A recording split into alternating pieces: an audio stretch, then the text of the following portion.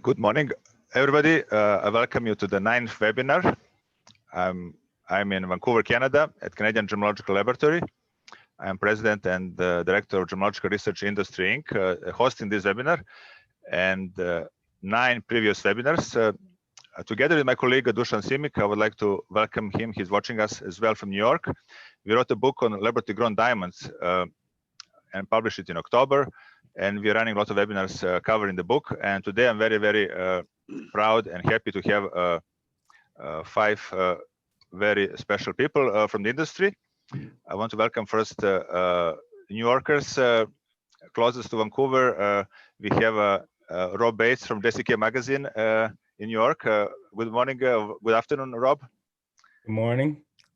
We have Dan Scott from Lab Grown Diamond Magazine, who also made this nice little clips for that I was showing earlier. Thank you. Good morning, and thank you, Dan.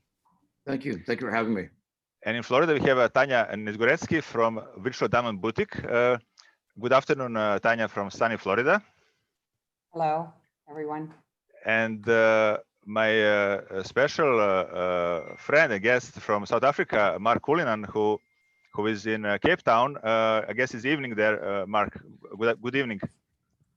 Yes, good evening, Branko. Thank you. Thank you. And of course, moderator of all this round table that you will hear more just in 5-6 minutes, Albert Robertson from New Jewellery magazine in Israel, Tel Aviv, I guess. Hi, Branko. Hi, everybody. Hi. So it's a very special topic. Can lab-grown natural diamond coexist? We tried to answer this question, Dusan, for our books. 2007 is the second edition, and we put in the end of our introduction, and we repeat the same kind of sentence in our 2020 book, that we hope this book will help people who read the book and think about this and apply it to see laboratory grown diamond as a part of our diamond industry. This is our message for this not only 13 years, but also we did 2004 first edition of the book. So this is a part of book. It's 188 pages. We've spent some time. We review what is done in the edition 2007. Some parts we could not make it better. We just repeat it like a background. Very useful for those who wants to learn more about diamond types and how diamond has grown from 1953-4 up to now. We expand on the chapter of producers. From 4 producers 2007 and 2004, and one of them is with us tonight, Tom Chatham. We expand on the CVD diamond production and HPHT. We added another 10 to 20 producers, 10 international, 10 from China. And of course, the biggest part is identification. We spent 60-70 pages, a lot of time to review what we did in the last 10-15 years in the research part, added a few chapters. We have people who were helping us from other labs, you'll see later. And at the end, not all, but majority of bigger stones come to laboratory. Some of them don't. We also went through the certification, but also to tracking, how to track small diamonds, we think it's a good way to label them with the patent that Dusan Simic developed. And of course, fraudulent replicas for those who try to duplicate the reports from major labs and cut the diamonds to look like natural diamonds. And of course, we could not do it without 4 major contributors, and they were all our webinar guests. Dr. Boris Ferguson from Washington, USA, Sherry Woodring, our colleague and co-author of the first book from GK Lab, Malay Hirani from CVD engineer from India, Frank Ripka from Argodanza, Switzerland. Antoinette Matlins was reviewing our book along with the guide magazine Richard Drucker and Stuart Robertson, and our good friend Alberto Scarani was reviewing technically. And of course, people from the trade like Nilesh Shesh from New York, Tom Chatham, San Francisco, help us with the samples. And this is the pictures from Tom Chatham on the front of the book. Godwin and Mumtaz Gonzalez were nice to do another design and combine old and new edition. And our countryman, Nesha Popovic, was responsible for these emails and collecting your names for webinars. We have a good attendance today on YouTube and here.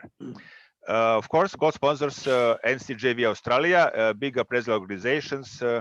They order a few hundred books, as well as NGA USA, Gilbert Levine, and our friends from UK, Shirley Mitchell. They are both distributors in UK and Australia. So what we did in the last 3 months, we spent approximately 2 webinars per month, covering different topics, not only from our point of view, from point of producer, for engineers like Malay Hirani. And this is a chapter like 10-15 pages in the book, how they grow diamonds. And Dusan just told me last week that he organizing special live from CVD factory in New Jersey and some Polish factory in India on February 10th or around that date. We'll announce next week. Tom Chatham was great to come and share his insights. He's more than 30 years growing diamonds and selling diamonds, which is most important. And you can see all these webinars on YouTube channel Branko Gems and AG and J, where also we have this channel will be live. And what is left is we have a webinar 3. We have Memorial Diamonds. Frank Ripka, he was repeating 2 times.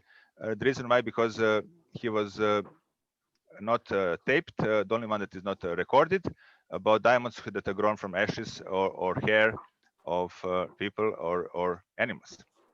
And Boris Figleson was very much involved in growing diamonds in Russia, Soviet Union. He first removed color from colorless diamonds, and he is the one responsible for making or growing diamonds in Russia with the bars presses, and this is a toroid press. And our colleague Sherry Woodring was also part of it as a researcher from a GK lab, inclusion in diamonds, appraising, and all other gemological tricks that we use in the laboratory, advanced and standard to detect diamonds. My colleague, we did together over 100 papers, research on diamonds. Dusan Simic was talking about how to use cross-polarized filters and how to separate diamonds, natural from synthetic, melee or larger stones. And he has a patent that you can see more in the book about how to do it for the future when these processes become more complicated, or we can have more problems to separate them. Right now, we can still identify these 2 groups with advanced and standard instruments. And I was talking about fluorescence as one of the tools, as the screening tools, but also with combination with fluorescence spectroscopy, its final identification. What we're doing in the lab, like my Canadian Gem lab in Vancouver, but also in other labs around the world with advanced instruments. So at this stage, I don't have to keep too long.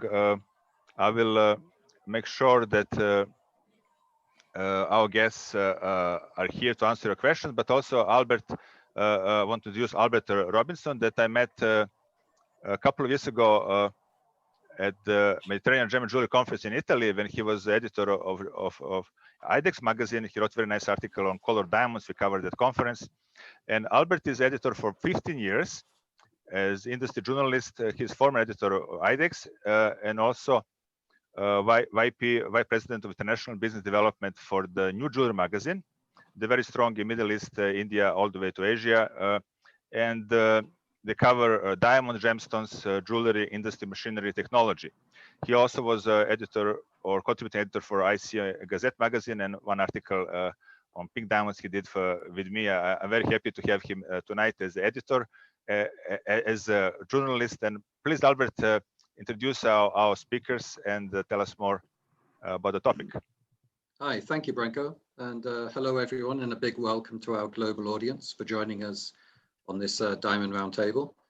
Thank you, Branko, for that introduction and for giving people a bit of background on who I am and where I'm from.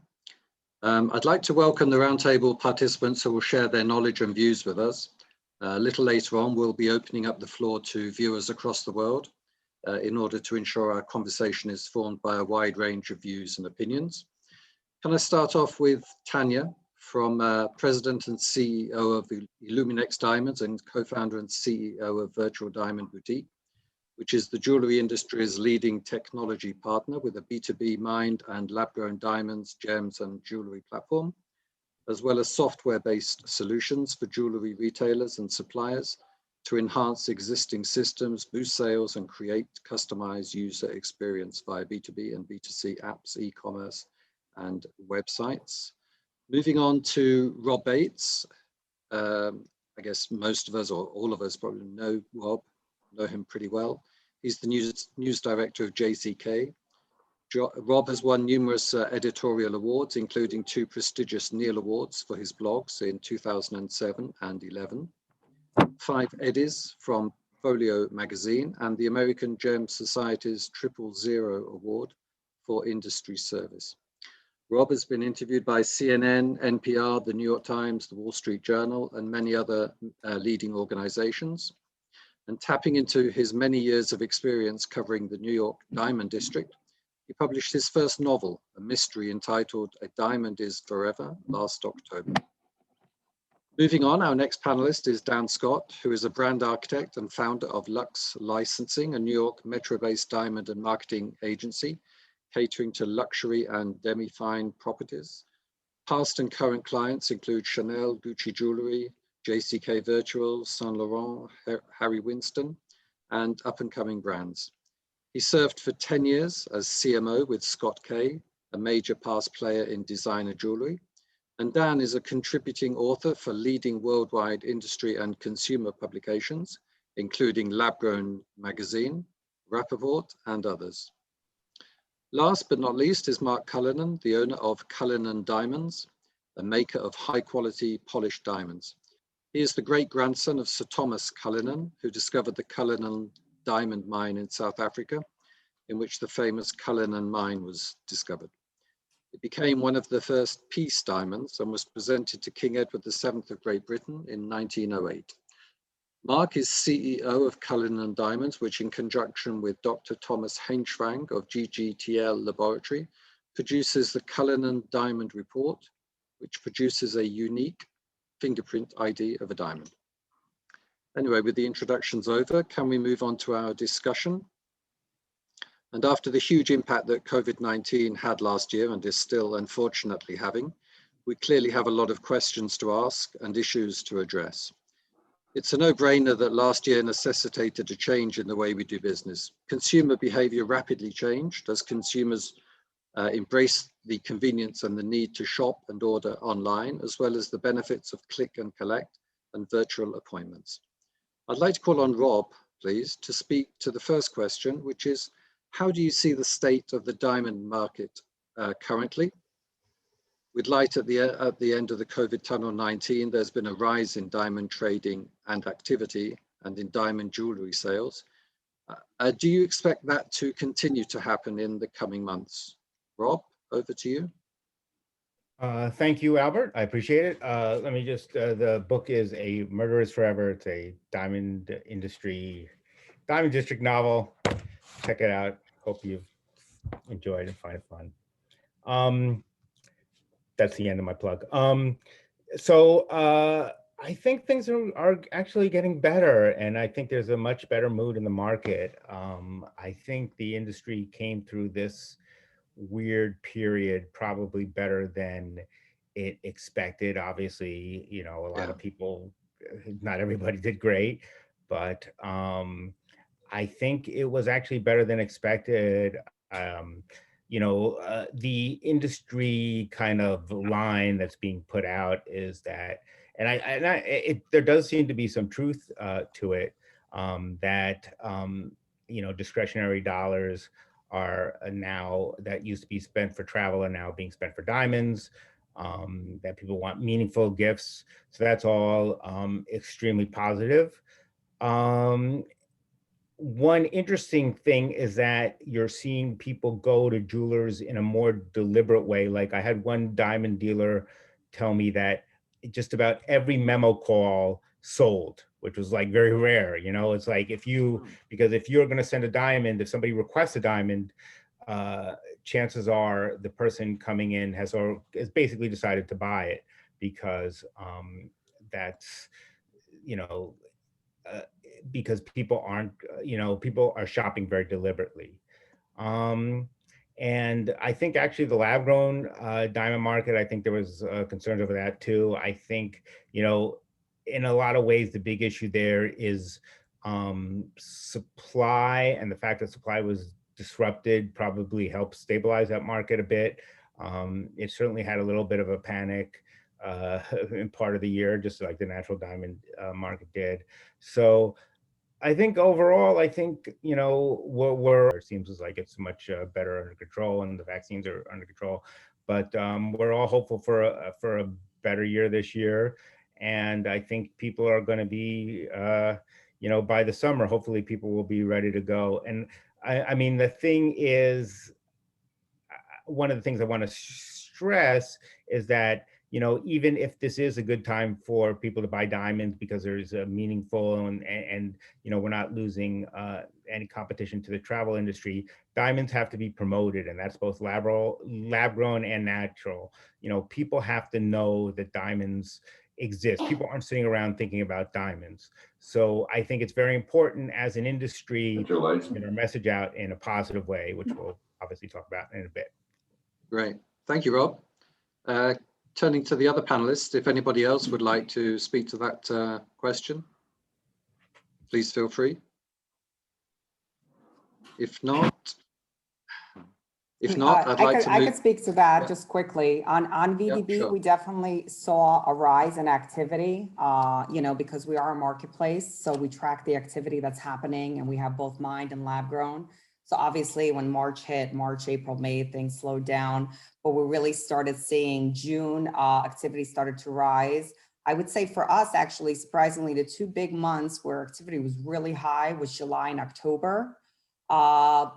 Really high volume going on there, but overall throughout the year, things were rising. And speaking to our retailers, they were obviously pleasantly surprised. I think a lot of us were. So we have a lot to be grateful for. And thankfully, a lot of people were coming out and spending some of their dollars within our industry. Is everything okay? Yeah, we're okay. Okay. Okay, great. So I'm back now. Yeah, I was saying, moving on to the issue of lab-grown diamonds, the question of whether natural and lab-growns can coexist has been asked repeatedly over the past decade. The answer now seems to be an overwhelming yes, they can. Dan, would you care to give us your views on this issue, please? Yes, I'd very much like to. And before we break into the little video, Branko, if I may, just take a couple seconds to speak to a concern. We say diamonds versus diamonds, and it's very tongue-in-cheek and it's memorable, but it's also quite serious. And I can say this from experience. In my 10 years with Scott Kay, there were two specific instances which are very similar to what we're experiencing now. And I don't mean to be over dramatic, but please allow me to just encapsulate what happened and why I think this is so important to learn from. In the words of a friend of mine, Larry Browse, if you don't study history, you're bound to repeat it. And I personally don't care to repeat these two things. The first was Scott Kay, as you probably are aware, the lead Scott Kay, was the poster boy for platinum. And he later became the poster boy for palladium. Well, the challenge, of course, even though they're both PGM metals, they're mined together, right? They competed against each other. And it was a problem in bridal as well as fashion. And please remember that those categories, because we're going to be experiencing them, we are experiencing them in mined and man-made. Now, Platinum Guild International tried, Palladium Alliance tried. I mean, we flew editors out to Stillwater mines. We really were, Scott was really the pivot person with that, but it didn't work. Neither one of them succeeded, right? As a result of that. And if you could just, before you hit play, if I can just, Branko, if I can just bear with me for 1 minute, I just have one more thing to say. No problem. Yeah, this is an important point. It's two quick points. The one was platinum and palladium failed together, and they didn't win together, and they could have lived in harmony. The second was much, much worse. It went into litigation. It went into FTC investigations. It was cobalt and tungsten carbide. It was a battle between Frederick Goldman and Scott Kay. It went into months and months of litigation. Luckily, we won, quote unquote, but because we were just stating facts, but we didn't win. Tungsten didn't win. Cobalt didn't win. The industry didn't win. Scott Cade didn't win. Titanium won. Do you see where I'm going with this? And again, if you just hold off on the video for one moment, because this is an important point. I've just given you two examples, be they metal, nonetheless, that have been in the past 10 years, 12 years. Please think about this, because if we don't join together in unity, it can happen again. And remember, no one needs a diamond. It's been proven that engagement rings are now being supplemented with things like sapphires and rubies and opals. So to Tanya's point and Rob's point and others about promotion, it's key, but we have to think of charts, right? Let's look at some charts. The market volume for lab-grown diamonds from 2009 to 2030 and beyond, it's quite significant. In fact, if you look at the right portion of your screen, you just have to hit the play button if you wouldn't mind, Branko. Right, so on the right hand of your screen, in a moment, you're going to see, these are estimates, of course, but this is why we're all here, in part. The growth potential is magnificent, but there's problems. And I'm here to address some of the problems with everyone. One is price. Think about this for a minute. When you launch a product, would you base a product strategy, a pricing strategy, against a competitor, or would you allow that competitor to control your price? Think about what's happening. We're basing lab-grown diamonds off of rap sheet. When that price goes down, when that demand goes down, so too does lab. It's a separate webinar. Now, this is a great slide from Marty from MVI. Congratulations, I'm celebrating an anniversary, by the way. It's proving that millennials have an interest in lab grown, and this is a great word. It's in lockstep with life. Let's give, in my opinion, natural diamonds bridle. It's a beautiful thing, and don't get mad with me, lab grown diamond people. You've got great margins coming up. I can prove it in a moment, but history is another. The legacy of diamonds is tremendous. I mean, I don't care if they paid Marilyn Monroe. It worked. It worked through the ages. It worked with Breakfast at Tiffany's. It worked with Rihanna. It continues to work. Historically, it's a beautiful thing. We just need to reinvent what we basically did as an industry long ago. That's the second real benefit. There's a gray square over this graphic. So again, if you look in chat, you'll see a link I've sent, so you'll be able to read it. The third is scarcity. I love scarcity. I hate rarity. White diamonds are not rare. Think of all of your family, your family's family, all the legacy back to Egypt of people that wore diamonds. They're not rare, but they're scarce. And I also understand that as mines close, the quality of what we're pulling out of those mines is lessened. So with that, with the seabeds, with the the unmining places in Canada or wherever, it's still scarce, not rare, in my opinion. Now, the three real benefits of lab grown, number one is color. Without a doubt, you cannot compete with the two price tags of a natural fancy and a colored stone. Imagine a beautiful red grown stone to almost any carat weight. That is an advantage. Leverage color. Don't be competing in white, in my opinion. The second is custom. If I buy a custom suit, I'm not going to return it. There's no returns. I'm ordering, or in the words of a friend of mine, Mr. Valentine, it's a virgin diamond. You're making a diamond custom to someone, so it could be a no return policy. That's a great benefit. The third real benefit of lab-grown diamonds is the type. Every single CVD diamond that's ever been produced and will ever be produced is a perfect diamond. It's a type 2A diamond, one of the most rare of natural diamonds. We cannot make an imperfect diamond. It is literally a perfect diamond. Now, I'm not saying to try to leverage, again, I'm all about a non-biased approach to bring people together, but this is a very interesting aspect that maybe the people at Lab Grown should be thinking more about. So is it a truce or turmoil? It's been a whole lot of turmoil, in my opinion, but we can fix that together as an industry. It doesn't have to be diamonds versus diamonds.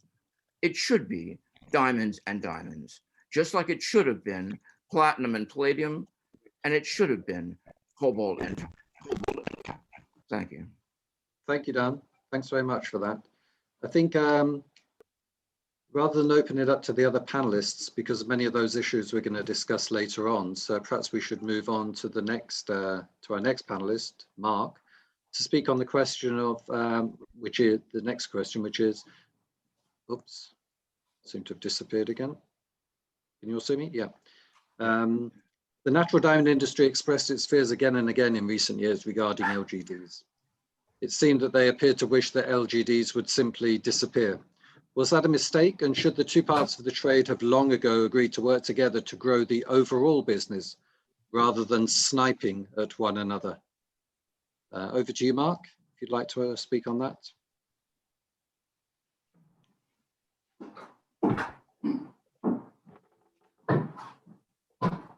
Is Mark there?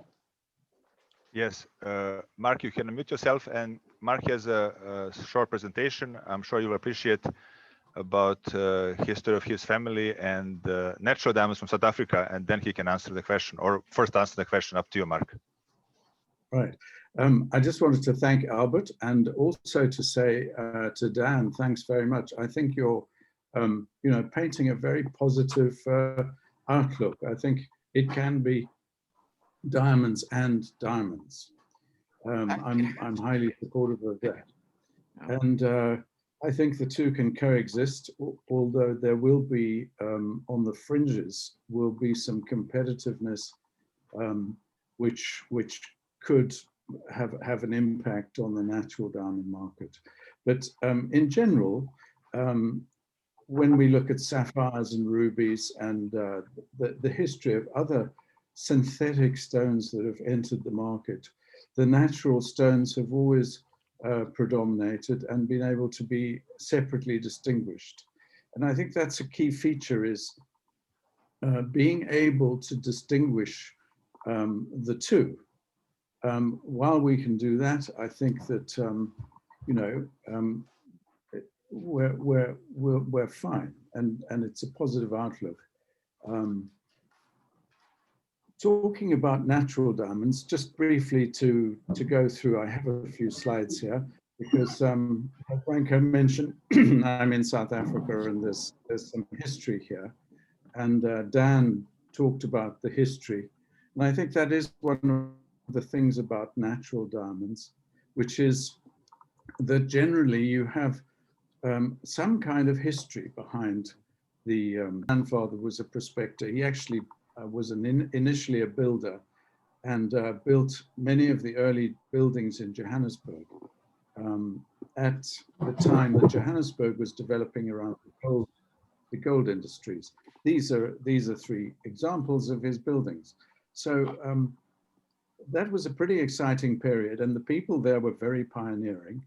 And South Africa was an exciting place, particularly with the gold around the Witwatersrand. So he had actually come to the end of his career almost of building when there are histories behind the discovery of natural diamonds, and that does make them have some more character than stones which are manufactured. Thank you, Branko. You can go on to the next slide. So this was one exceptional stone which was discovered at the mine discovered by my great-grandfather in 1905. And it is still today the largest diamond ever discovered. It was 3,107 carats, a type 2A. It had quite an important bearing on the history of South Africa, as Albert alluded to. It was in fact a peace diamond. And the next slide will show that what really happened was there was the Boer War between the British and the Boers, very bitter. And the Cullinan diamond was presented to King Edward VII by Generals Botha and Smuts to smooth over the very poor relations which the two countries had. And this led to the Union of South Africa in 1910. So it was a real peace diamond to improve relations between the two countries. It was presented to King Edward VII, cut into 9 major stones and 96 brilliants. And today the Cullinan 1 is in the scepter of the crown jewels, Cullinan 2 in the crown, and all the other pieces are of the 9 major stones are owned by the royal family. Amazing. Look at that. And here are a couple of pictures just to With it. demonstrate. That's to demonstrate the size of 3 and 4, in fact. But to show that there's a story and a history around natural diamonds. Now, that's not only, it doesn't only in the sense of the story of the diamond from when it was cut.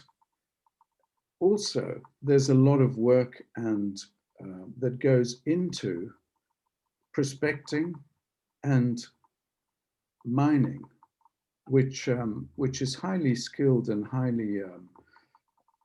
highly specialized knowledge that goes into this rare kind of adventure. The Cullinan mine in particular, now if you said I have a diamond from the Cullinan mine, it's a mine that produces diamonds of every kind. It's the major source of the world's type 2B blue diamonds. It's produced around 20% of the world's diamonds greater than 400 carats. It's the largest pipe in South Africa, and it's the oldest in the world at 1.7 billion years. Wow. The other feature of the pipe, of these diamonds that come from the Cullinan mine, was explained by the GIA, who did Evan Smith and his group of people, who have now distinguished that natural diamonds don't only come from 125 or 130,000 kilometers below the surface of the earth.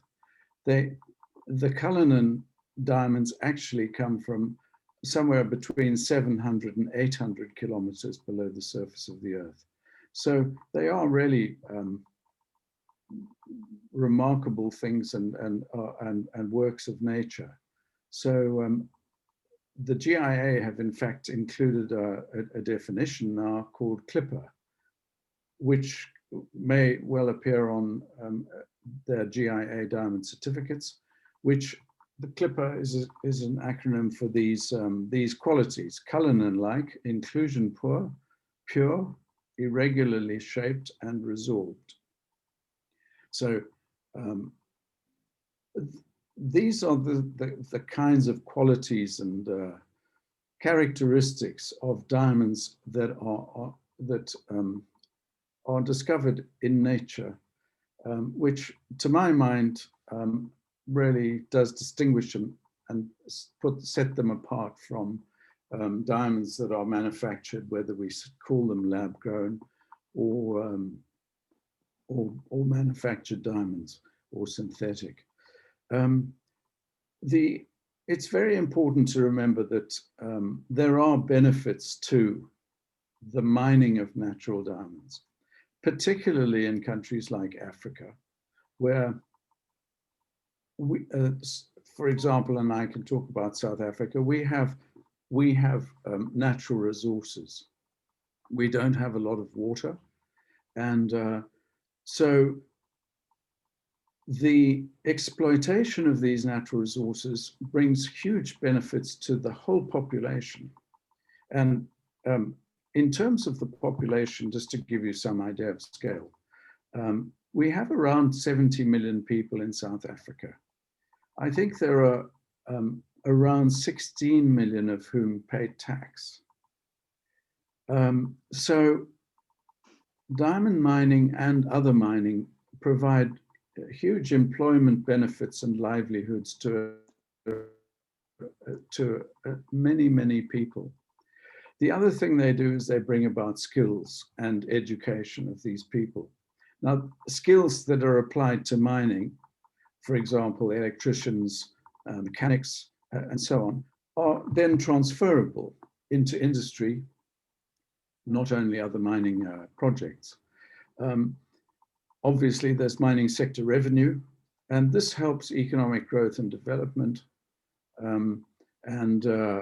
With the multiplier effect of the revenues generated from the mining industry, this is crucial for South Africa and the benefit of population.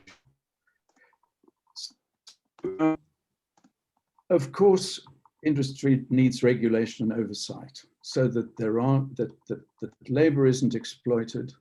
There are safety measures in place for mining, and you know, the people are protected in mining. That we protect against illegal smuggling of diamonds, for example, or gold.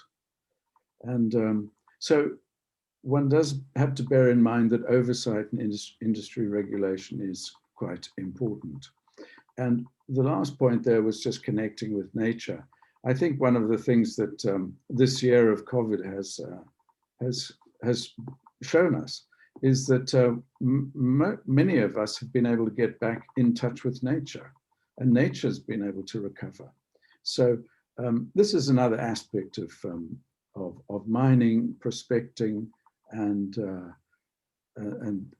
the exploitation of those resources, which brings people into contact with nature and thinking about how we coexist with nature. The other important, very important point, I think, possibly the most important difference between natural and synthetic, is the fact that a lot of people like to buy natural diamonds for investment purposes. So I've used the word rarity there, which Dan would disagree with, and say perhaps scarcity. There's age. We've talked about the Cullinan pipe being 1.7 billion years. There are really only two, I mean, the two commodities that are roughly the age of the planet are diamonds and gold. And so when we observe fashions and this kind of thing, and people are walking around with jewelry and the like, it's really useful to bear in mind that that diamonds and gold have a history, a memory of the age of the planet, unlike you know, perhaps the clothes that they're wearing. Sorry, Branko, I'm happy to move on, but could I just go back to investment a moment? Yeah, so, you know, from the point of view of diamonds, they're a real asset, they're portable, they're a store of value. And I would say there's non-compete with synthetic diamonds in many ways. Now, I'm really talking about that ability to distinguish between natural and synthetic by certification. And I don't know what we used to talk about it at these gemological conferences before, because today we go to gemological conferences and practically everything is about the machines and the machinery that we use to detect the difference between the two. And I must say, Branko and Dusan have done an extraordinary job in educating people on this, which is quite important. So I think where laboratories are involved and certification is involved, there's no difficulty with the diamonds. The keeping separate natural and synthetic, and that rarity or scarcity of natural diamonds. The other feature is that natural diamonds, the price is dictated to a large degree by cost, the cost of exploration, the cost of mining, and exploiting the resources. So with natural diamonds, and I'm not against with synthetic diamonds, and I'm not against this. What I see happening, and we saw the graphs of the volumes of diamonds being produced, man-made. The more that these are produced, and there is a profitability in there, the more the price is likely to fall. That has two benefits, two things to say about that. The one is that it doesn't encourage people to invest in these diamonds if they're buying things like engagement rings or something of value that really means something to people. If it's just jewelry for the sake of it, costume type jewelry to look good, no problem.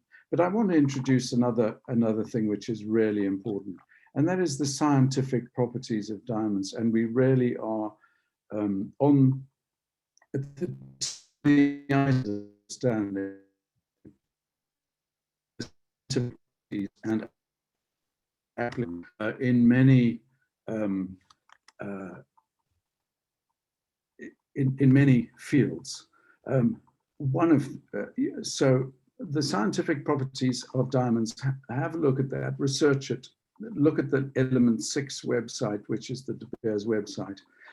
The lower the price and the more synthetic diamonds are produced and the lower the price, the larger the markets are going to become for man-made diamonds, because of the different applications that suddenly kick in when the price of diamonds is much lower. I foresee that there are going to be industries that dwarf jewelry in terms of the potential for the material diamond. And that will apply to man-made diamonds, and that will provide the support for that market.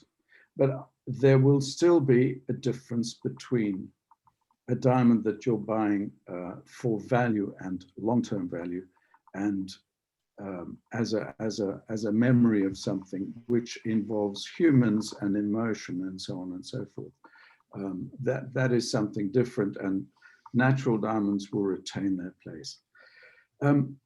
As Albert said when he introduced me, I work with the the GGTL laboratory in Liechtenstein, Thomas Heinschrang, who has the most extraordinary technology at his disposal that he has developed himself, and the application of these different technologies in order to identify uniquely diamonds, the unique signature of a diamond.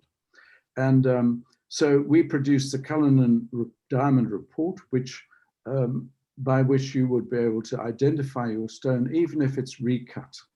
So for valuable stones where people would like to be able to identify them if they're lost. The other application, I think, which is particularly relevant at the moment is diamond funds. One of the issues about diamond funds is clearly the audit of diamond funds. How do we know that the diamonds they said they put into the fund are in the fund? Clearly, if you're dealing with good people, that's not a problem. But the identification and audit of stones that are in diamond funds, that is, for me, a very important application today.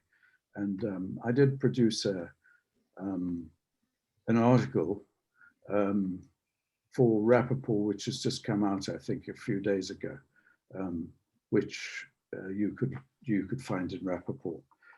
These are just two examples of diamond fluorescence imaging, which are done by Thomas in the lab for the report, and they're also engraved for the Cullinan diamond report.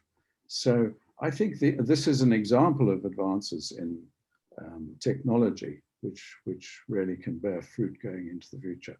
That's an example of the report. The right-hand side is your typical GIA type of report that gives you color clarity and so on. And on the left-hand side, there are some parameters that Thomas will put onto the certificate, but by no means all the parameters that are taken on each stone to uniquely identify it.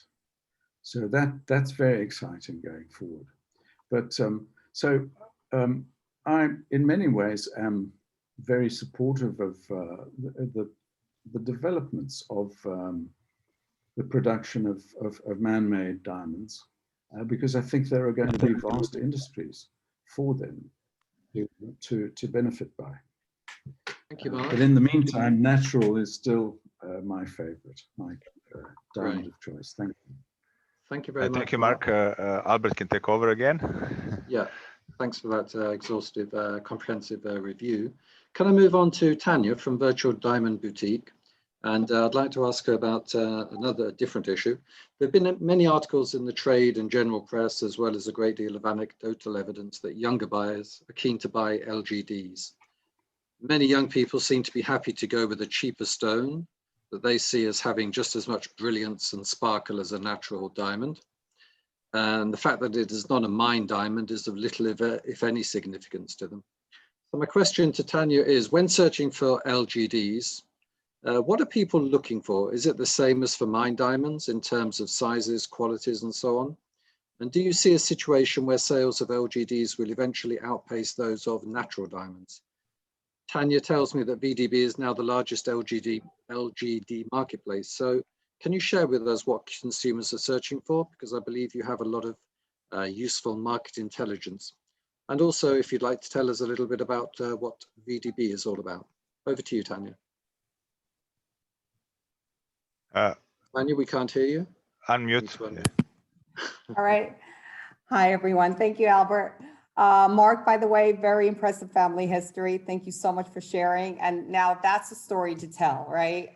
We have to be saying a lot more stories like that in the mine diamond sector because, you know, they're very powerful.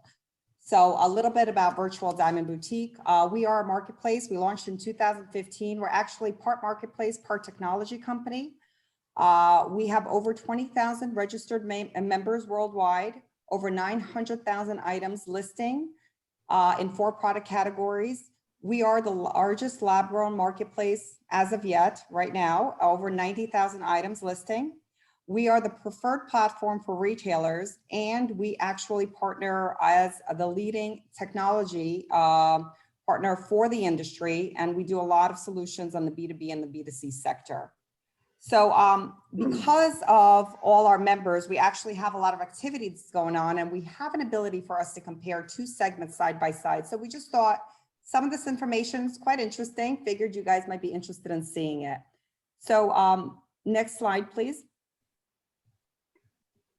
Okay, so we put a couple of things together and we look here to see so this one is based on requests and some of our stats are based on searches. So our users, when they're requesting, on the left side is the lab grown and the right side is the mined diamond. They are requesting F, G, and H colors in comparison to GHI in the mined diamond sector. Again, probably, you know, they could get a higher quality stone, so therefore they're going up to the higher colors when it comes to lab grown. Next slide.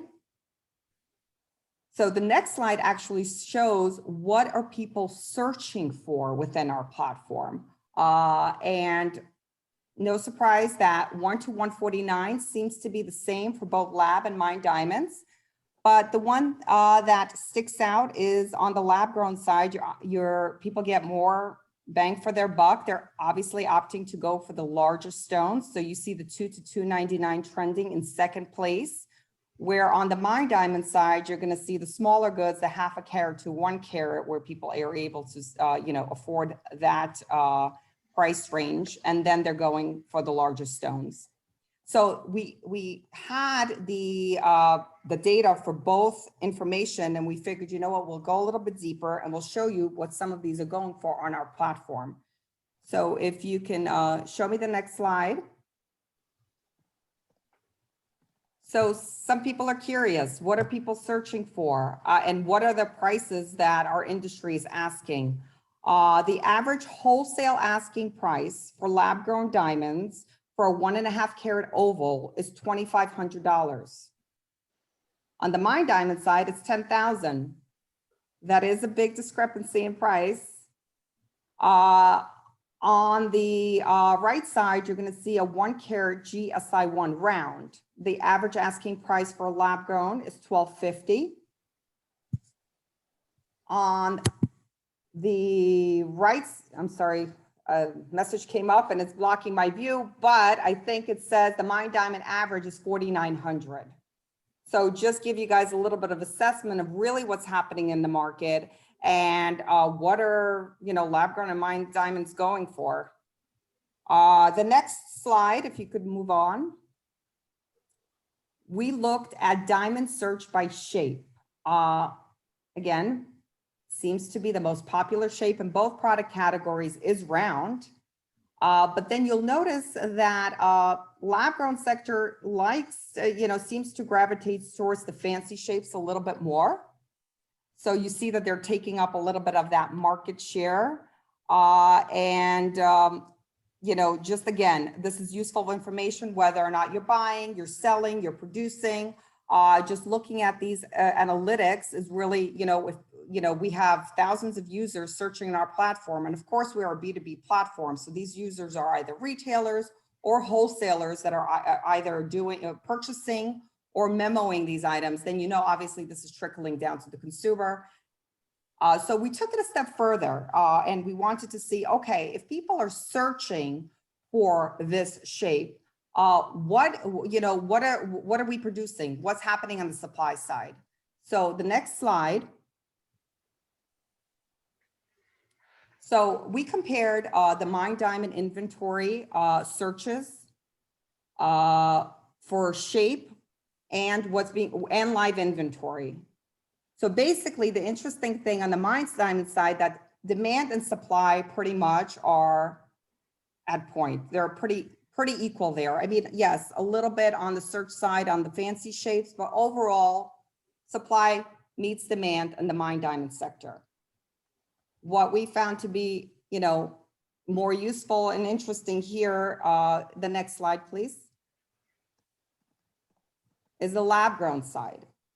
On the lab-grown side, when you're comparing the live inventory to the searches, and if you look on the right side, we showed that the live inventory of rounds is about a 54%, but 43% is searching. So there's definitely excess of inventory in the round diamond category, as well as the pear shape.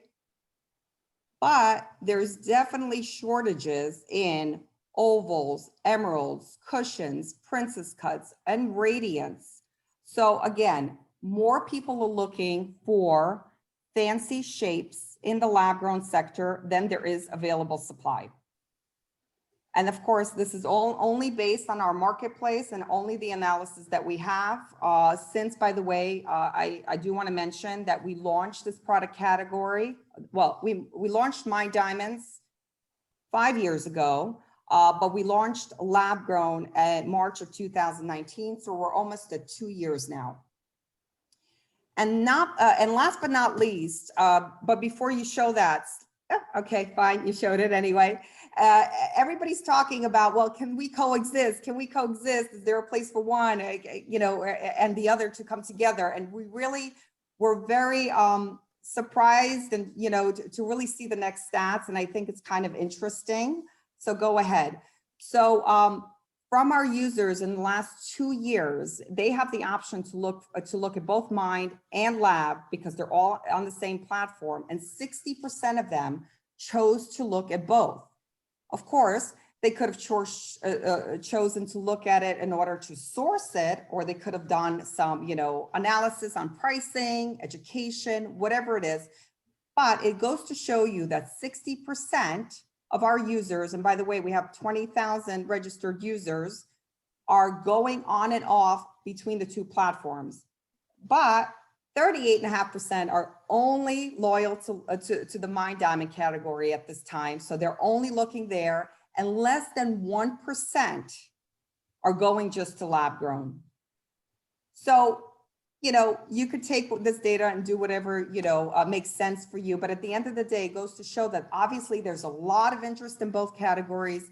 There's room for both.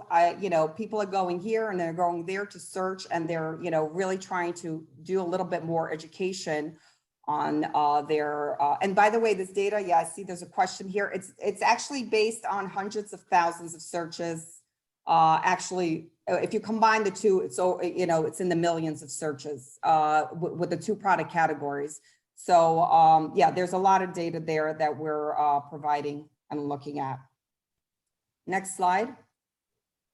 And just, here's my information, my email and our website. If you guys had any questions, you're welcome to email me and check it out. And there was another question you did ask me. I think you asked me the question of whether or not I think that the lab-grown sector is going to outperform. You know, by the way, a little history about myself. Illuminex Diamonds is the company that I basically made my living in the mined diamond sector, still have inventory in mined diamonds, grew up in that. That was, basically our livelihood and still remains, a certain part of it. But I do believe that the lab-grown sector has an ability to, outperform the mined diamond sector. And I think that the industry really needs to look at their marketing. They really need to go out there, especially the mined diamond industry, mined diamond sector. They really need to look at their branding, marketing strategy, and really make sure that they have a really good value proposition going out there to make sure that they are securing their share in this market. Great, thank you, Tanya. Thanks, that was a fascinating review. Thanks a lot. Thank you, Tanya. My pleasure. Can we move on to Branko and Dusan? They play a great role in our industry as researchers on diamonds that transfer knowledge, as Branko says, to the trade via practical workshops, the MGJ conferences, the Mediterranean conferences, which I've had the pleasure to attend, I think 3 so far, 2 or 3, online webinars and books such as Laboratory Grown Diamonds featuring worldwide experts. Before moving on to the open discussion of many issues that have been raised, I'd like to ask Branko about their recently published 3rd edition of the book Laboratory Grown Diamonds. Can you describe for the viewers the most important new parts of the book and how they can help the diamond trade and retailers to get a better understanding of this rapidly growing market? Over to you, Branko. Thank you, Albert, and all other panelists. You cover your topics from your point of view very well. So what we want to do with the book, Dusan and myself, and this is our 3rd edition, is to give a platform for different people, different views, different scientists on how they grow diamonds, how they produce diamonds, how they trade diamonds, but also to give a history, like Mark gave a history of natural diamonds, what are fascinating. And I was a student geologist in South Africa and almost wanted to stay there, how much I was fascinated with South Africa as a country, as a mining country, is to show them history of growing diamonds. I think what is different between our previous 8 webinars and this one is that we always have 30 to 50 people of our loyal gemologists, appraisers who are doing our workshops, listening all our webinars, but now we have at least 50 retailers among the crowd. So this book is also for them, and what they can learn.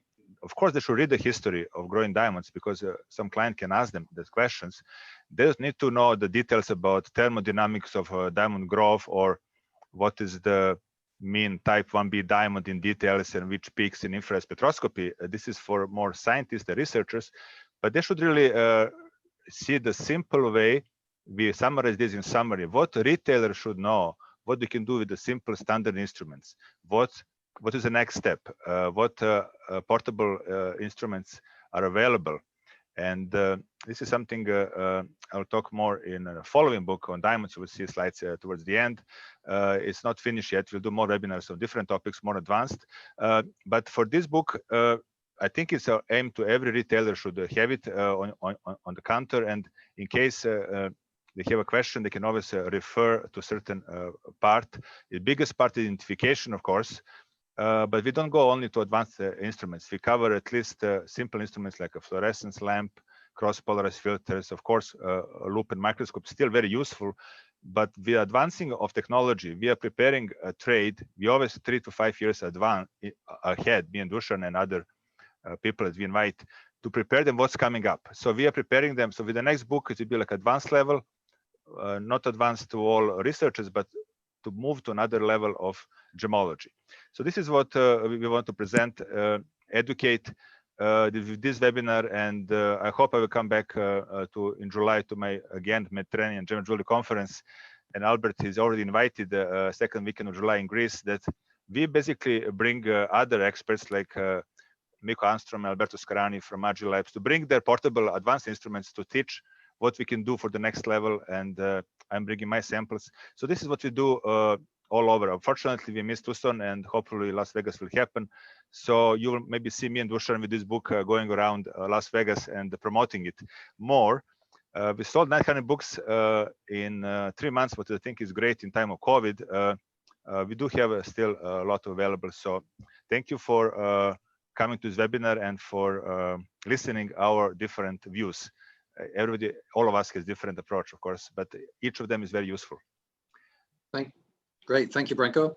I'd just like to ask, go into a bit more detail about some of the issues that have been raised, and maybe bring in our viewers around the world who are with us this evening, or today, this evening here in Israel.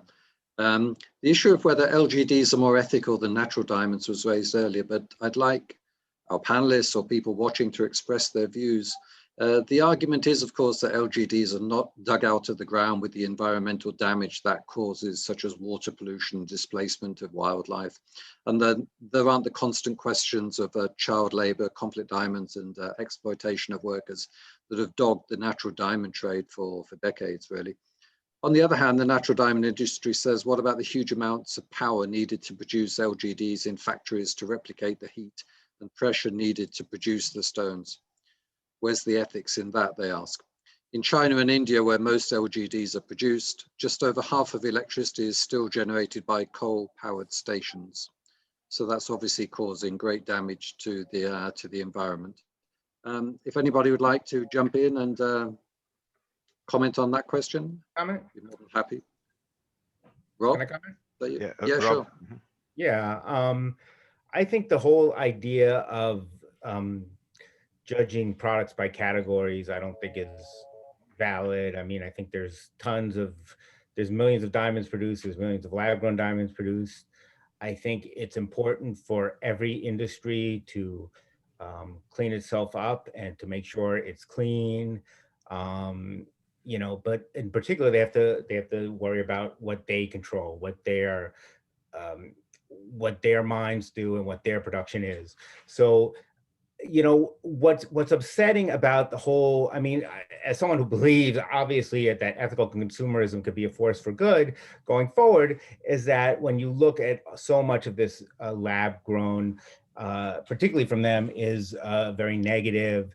And, you know, it's not, the claims are clearly bogus. If you're using coal to produce your diamonds, you know, you're making global warming worse. You should know.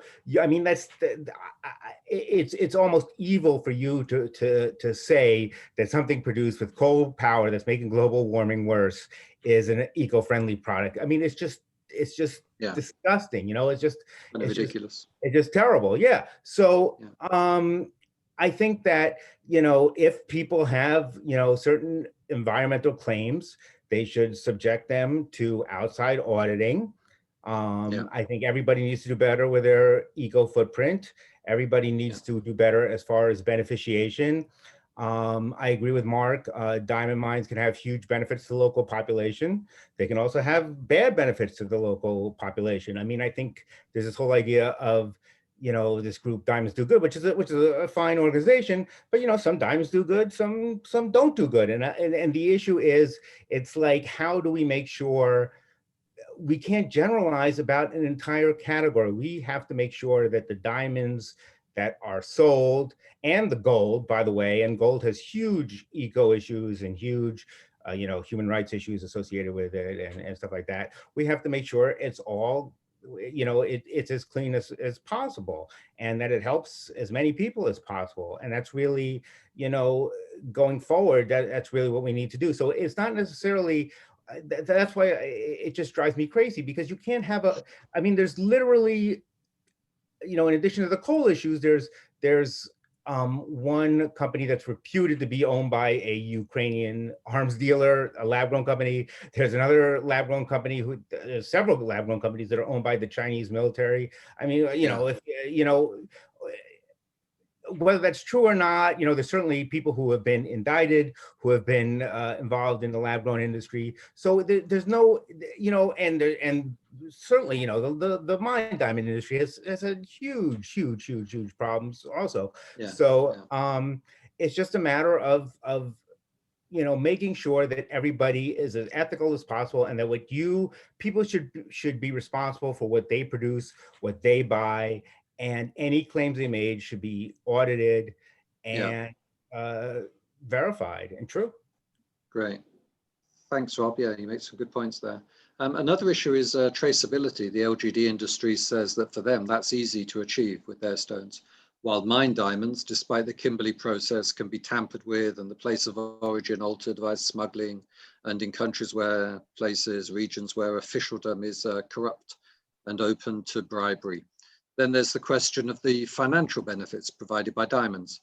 The natural diamond trade, and Mark pointed this out earlier, and it's absolutely true, points to the fact that its operations put food on tables for families across Africa, while LGDs perhaps simply put money into the accounts of a relatively tiny number of company owners and shareholders, or as Rob said, Ukrainian arms dealers perhaps.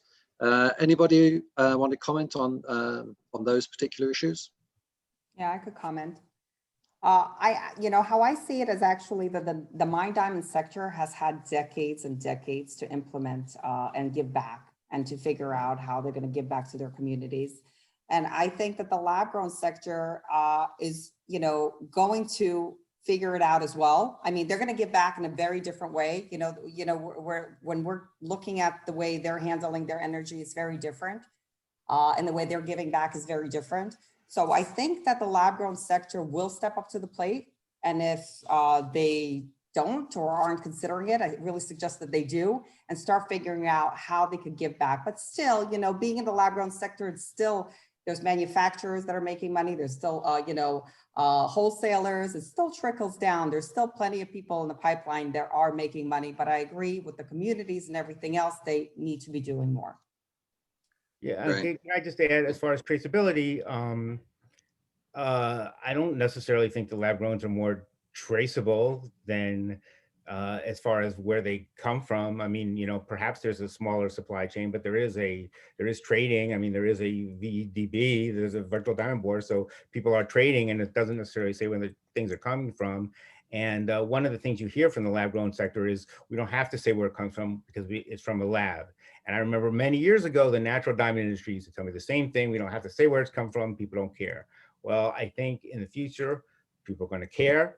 And I think it's very important that people take a certain responsibility for what they sell, whether it's natural or lab grown, and make sure that they're dealing with ethical people and ethical companies. And again, it all should be audited by outside. Thank you, Rob. May I just add to this? There is a very, very new initiative, and it's now in public domain to discussion. But end of February, we probably will host another webinar on sustainable diamonds with that group from California and Canada. So what is important for you to know as just a preview is that not only natural diamonds, now they're including laboratory grown diamonds in a chain of tracking and following and standards of producing them, making them. I'm one of the person who will give my input. Of course, as a specialist, as a laboratory, first step is to separate them. Of course, we're looking for better ways, faster way, not only over half carat, it has to be also under half carat. So this is something to prepare you. The topic will expand on this in maybe end of February, last week of February. It's very important topic for our industry. Great, thank you, Branko. Can we move on to another issue, and a rather prickly one that has provided another battleground between the sides, and that's the issue of nomenclature. Lab grown is rather a gentle and scientific name for stones that are actually mass produced in huge factories and which have nothing to do with labs, says the natural diamond trade. Meanwhile, the natural diamond industry also likes to call LGDs synthetics for obvious reasons. Is that fair or accurate? And I pass this over to whoever wants to comment. Maybe some people watching or other panelists, whoever wants to comment. I mean, synthetic is accurate. I think the reason the FTC doesn't now kind of remove it from the terms is it's misunderstood. And I think what the FTC is about is your terms understood. So something like calling it an above ground diamond, which is something you hear, is or a real diamond is something that may be accurate, but it's not necessarily understood by the consumer. So it's about, clarity of language. For a long time, I would say synthetic. I tend not to use that just because I think it's, that industry finds it offensive. I mean, it is accurate. They use it themselves in their like court briefs and in their papers. But, I think lab grown is, even though it's not technically a lab, I think it's fine. I think it communicates to the consumer what it is. Right. Yeah, Thank I you, Rob. agree. I mean, in 2000, when we started to certify first diamond in New York, we have to call them synthetic diamond because even to certify them, it was a big attack from the natural diamond industry, from a group of people in New York, including Dusan. Then in the first book, we called them laboratory created, 2004, and then laboratory grown. I think now this term is more or less accepted. It can be interchangeable with synthetic, but it's not so easy to people to understand. So I agree with Rob. It's more or less laboratory grown is more or less.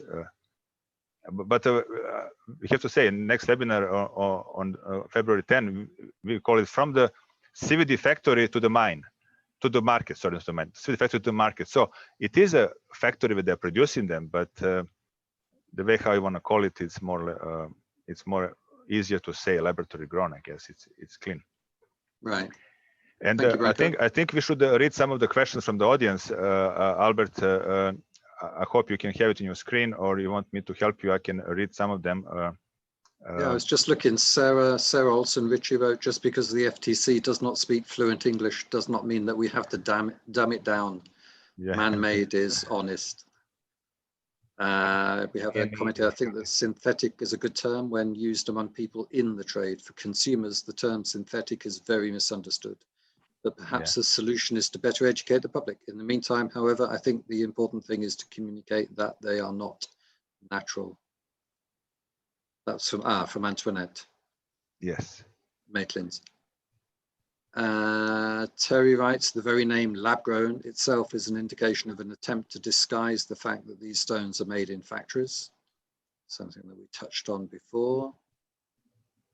Kevin in Canada writes, origin is of importance and is being requested daily. Traceability. So, and again, Antoinette writes, I think that most mining companies today are subjected to regulations that have greatly reduced violations of the early years. And the only place I find to fault lab-grown companies is that many of them are responsible for dissemination of misleading and inaccurate information. Branko, I think some questions are very specific, like one gemologist from Antwerp that I know, she also come to conference, asked, I noticed a demand for 6-carat lab-grown diamonds in the slides. How many of these are actually available on VDB? Aren't they quite rare? Talking about 6-carat up. I've seen in my laboratory up to 5, even 6, but they're rare to come to the, I'm small laboratory relatively, but I see up to 5 here in the laboratory, not so much over 6. What about you, Tanya? Yeah, that's a good question. I'm actually going to search right now. Okay, very good. Let me 6 carats. Let's see. Yeah. I mean, they can grow as big as 20-carat HPHT grown. I've seen it in Hong Kong show, and I think now close to 10 carats CVD or a little bit less than. Yeah. So actually, okay. So we have over 6 and above. We have 32, and actually, believe it or not, there is a 10-carat DSI2 cushion. There's 7-caraters. So they're definitely going up there. There's a 6-carat emerald cut. So they're coming. Great. And one of the first comments, is it so to name of the game is affordability? How is important really to be affordable diamonds in this time of COVID and crisis and economy going down? This is maybe interesting comment, affordability of the diamonds. Do you see, Mark, that natural diamonds price is going down or they're stable? What I see, it's quite stable, yeah? Or they're a little bit down, but yes, no, they're stable. They have been going up slightly. They've been going up recently. Okay. There was a period at the beginning of last year when they did come down, but they have been going up. and indications from De Beers and Alrosa have been positive on one hand, even though De Beers is looking to try and reduce the amount to be put on the market. Yes, and I think as Rob said earlier, the outlook seems to be okay for the moment. Okay, I will just do. Branko, yes. Sorry, Branko, you were going to say? No problem. I will just. You can, Albert, read two more questions. It's already 1 hour and 20 minutes, but we can read another 2 questions, or we can cover one of yours. I just want to update people before we close it. What's happening in February, because some of you might be interested to continue to go on Branko Gem's website under practical webinars. By the way, you can listen all these webinars on YouTube recorded if you go on this YouTube channel. But we're doing very, very interesting one coming up February 5th or 10th. We have to decide yet, but in February you will have it email. From CVD factory to market. I think this will be the first time we will put our cameras in the factory and show people. And this is a US diamond technology in New Jersey. We have a company in India cutting these diamonds.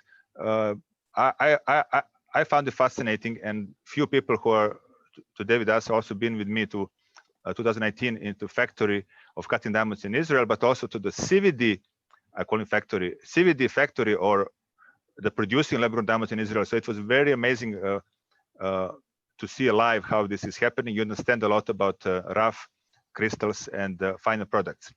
And as already mentioned, end of February could be probably one on sustainable diamonds. We don't know dates yet. And between March and May, new book coming up, believe it or not. This is maybe intermediate level or beginning to intermediate. We're going to intermediate to advanced level. We'll cover with the 6 different scientists, and some of them working with Mark Cullinan, like Thomas Henschwag.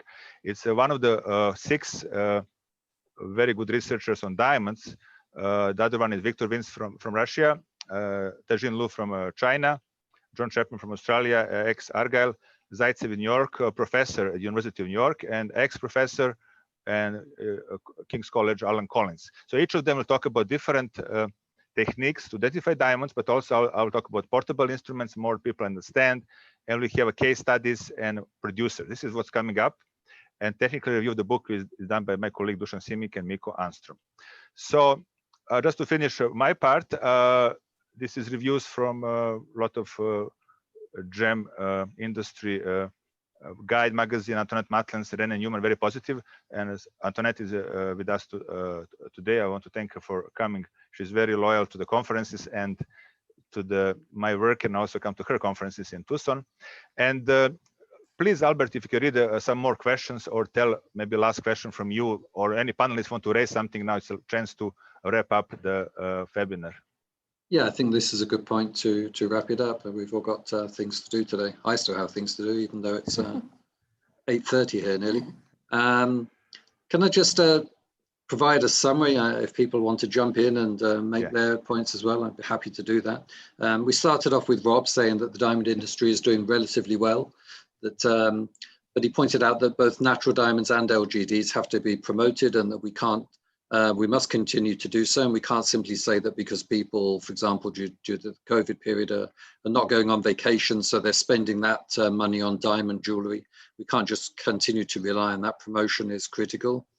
As Tanya pointed out, she saw VDB saw a rise in activity, especially from June, and July and October were high volume months. I'd like to thank Dan Scott for his in-depth explanations of the LGD market. Mark Cullinan also made some some excellent points. Says both diamonds both natural and LGDs can coexist, but there would inevitably be strong competition. The issue is to be able to distinguish between naturals and LGDs.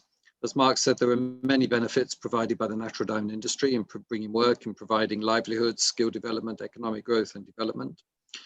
He points out another big development between natural and LGDs is that naturals are an investment asset, which LGDs with their consistently declining prices are unlikely to be. Natural diamonds will also retain their ability to symbolize critical milestone events in life. Again, that LGDs are unlikely to serve that function. Tanya, thank you for that information, your market intelligence that you brought. She confirmed people are looking for larger stones when searching for LGDs and smaller natural diamonds, clearly because of the price points involved. By shape, the most popular category remains rounds, though slightly less so in LGDs, where fancy shapes came out a little stronger.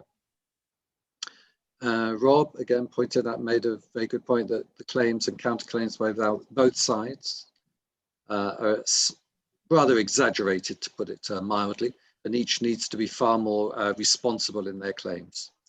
I'm happy to open up the floor to any other points that people want to make. Yeah, I just really, I'm sorry, I don't know what happened to Dan, but I really like the idea that, you know, the two sides need to be, quote unquote sides, need to work together better. It's the same people involved, the same retailers, the same companies, the same manufacturers, the same factories. It's absurd for there to be any kind of fighting. No category has a market on virtue or vice or anything along those lines. I mean, you know, we're all, you know, I do think if the diamond industry went away in Africa, you would have cataclysmic results in certain areas, and I do try to be conscious of that. But aside from that, you know, I mean, I think it's interesting and exciting, and you know, I do agree it opens up a lot of opportunities if we do it right, which we're not right now. But great, thanks, Rob. Branko, happy to hand over to you to. Yes, I think that's it. It's been a fascinating discussion, and yeah, I agree with thank you Rob for giving me the opportunity. Dan, and I think generally, even Mark, I think everybody agreed that we need to work with each other. As a gemologist, we don't have preference. We just see them as gems, both of them, with different characteristics, different values, different markets. I see more and more retailers, and my wholesale clients here start to sell lab grown. And in a lecture of Sherry Woodring, she got a lot of views on YouTube. She said that in America, around, I think 45 or something, almost like 50% of retailers carrying lab grown diamonds. So this is a big change from just 5 years ago, not a 10, when we hardly has a colorless diamonds 15 years ago. So thank you everybody for making this webinar successful, and thank you. We have a lot of people joining and give us good reviews. I really apologize for a few technical issues. Branko? Yes. Branko, could I just add one thing? I'm not sure if you're about to sign off. Of course, Mark. I noticed that we had a question in the chat from Michael Schlamadinger. Yes, sorry, I didn't see that. Yeah. Correct. Michael Schlamander from Swarovski. Okay, I think we should read that one. I mean, we can stay a few minutes longer who wants and answer people questions, or we hear a lot of questions we couldn't answer because there's so many. Yeah. But perhaps I could just read it out. And Michael's saying, it was never mentioned that diamond, man-made, will be one of the materials that will drive technology, especially power electronics. It's about renewable energy. How do you think progress can be made in that field when there are no diamond growers? I had also just wanted to add that I mentioned the scientific properties of diamond, and these are very wide-ranging, because the properties of diamond, we think of it as a luxury good, are thermal, mechanical, optical and quantum, electrical, chemical and biological. So the potential for diamonds is extraordinary, and I think Michael's just pointing that out. Yes. As I said, I think that, you know, that the current debate about the jewelry industry, at some point we're going to be talking about vast industries of. Thank you, Mark, for mentioning that. I apologize. Michael from Swarovski is a big supporter, and when I go to diamond conferences in Europe, I started in 2000, 95% talking about these technical conferences, talking about industrial diamonds, how to grow better diamonds for industry, a lot of applications, and it's a huge industry, bigger. We are a very small part of that industry, jewelry industry. So it's a great, for me, I'm amazed when I saw first time in 99 how they grow diamonds. I visited in Russia, South Korea, and Dusan, China, India. We are amazed with technology, but it's another topic. We will probably cover this a little bit in the next webinar in a factory. It's another topic, but thank you for mentioning that. And I will try to copy and paste all questions to you guys who are panelists. And if you have time to answer some of them by email or text me back, we can answer all questions, but we cannot prolong to 2 hours because I respect your time and times on other attendees. Okay, thank you again, Tanya, Mark, Albert, Rob, and Dan as Thanks, well. everybody. Yes, Thank and you. again, join us again in February. We will get email if you're on our mailing list. If you don't have a book, it's a good chance to order and get a little bit discount. And thank you for joining us, and all the best. Thank you, Branko. Thank you. All the Thank best. you. Bye-bye. Bye-bye. Thanks. Bye for now.